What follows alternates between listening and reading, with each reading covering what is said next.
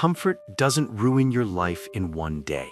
It does it quietly, one easy decision at a time, until you wake up one morning and realize you've stayed exactly the same while everything else moved on.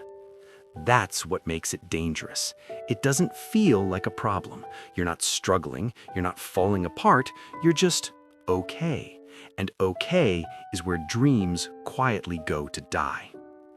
There was a man named Kelvin. He had a stable life, steady job, small apartment, enough money to get by. Nothing was wrong, and that was exactly the problem. Every morning, wake up, go to work, come home, eat, watch TV, sleep, then do it all again. Early on, it felt like peace. No pressure, no risk, no chaos, but peace has a way of turning into something else when nothing ever changes. Deep down, Kelvin knew he was capable of more. He had ideas, plans, things he used to say he'd do someday, start a business, learn a skill, build something that mattered. But every time that thought surfaced, another voice would answer it. Relax, you're fine. And that voice always won. He had an old friend named Ibrahim, same neighborhood, same starting point, same opportunities, but Ibrahim had chosen a harder road. After work, when Kelvin was unwinding, Ibrahim was learning, failing, getting back up. Kelvin didn't get it. One afternoon, he asked him straight, "Why are you stressing yourself like this?"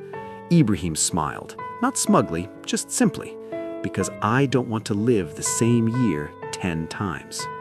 Kelvin laughed, but that line didn't leave him.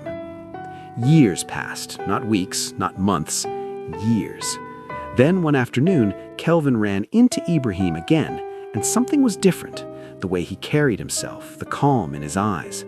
They sat down and caught up, and Kelvin learned that Ibrahim had built a small business. It wasn't perfect, but it was real and it was growing.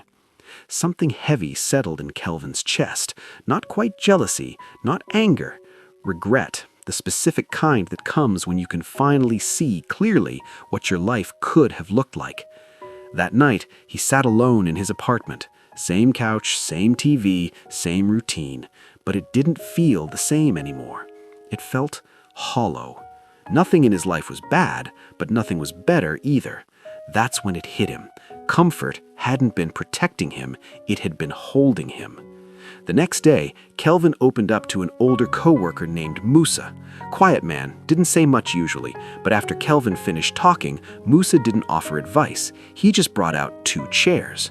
One was padded, soft, the kind you sink into. The other was hard, plain wood. "Sit," he said. Kelvin took the soft one. It felt good, easy. His whole body relaxed. "Now don't move." So he sat. Minutes went by, then more, and slowly that comfort started to shift. His legs got restless, his back stiffened. What felt like relief started to feel like a cage. Musa watched him, then spoke. That's what comfort does. Feels good at first, but stay too long and it keeps you stuck.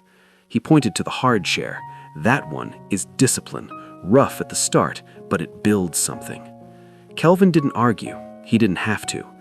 That evening, he didn't try to overhaul his life. No grand promises, no dramatic declarations. He just did one small thing. Instead of turning on the TV, he opened his laptop. 30 minutes. That was it. The next day, he did it again.